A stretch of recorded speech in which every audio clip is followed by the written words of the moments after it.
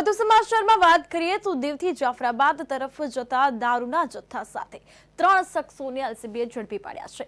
148 દારૂની પેટી બોટ સહિત કુલ કિંમત ₹7.61 લાખનો મુદ્દામાલ કબજે કર્યો છે।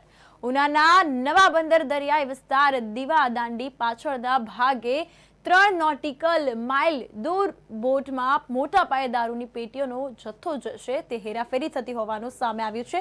ત્યારે બાતમીના આધારે જિલ્લા એલસીબી ટીમે દારૂ, બિયર ટીન, હોડી, મોબાઈલ સહિત શખ્સોને ઝડપી પાડ્યા છે। જ્યારે એક ફરાર શખ્સને ઝડપી પાડવા ચક્રો ગતિમાન કર્યા છે। આ અંગે નવા બંદર મરીન પોલીસમાં 4 શખ્સો સામે ફરિયાદ નોંધી આગળની કાયદેસરની કાર્યવાહી હાથ ધરી।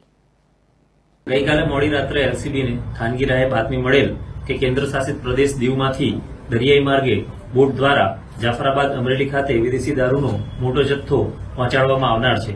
માહિતી મળતા એલસીબીની ટીમ દ્વારા નવા બંદર પોસ્ટે વિસ્તારના દરિયાઈ વિસ્તારમાં દીવાદાંડીની પાછળ 3 નોટિકલ માઇલ અંદર જઈ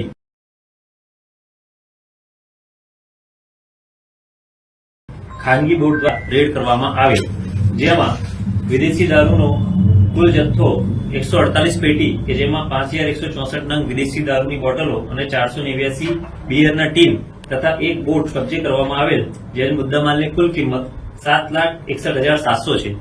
આ સાથે 3 ઈસમોની ધરપકડ કરવામાં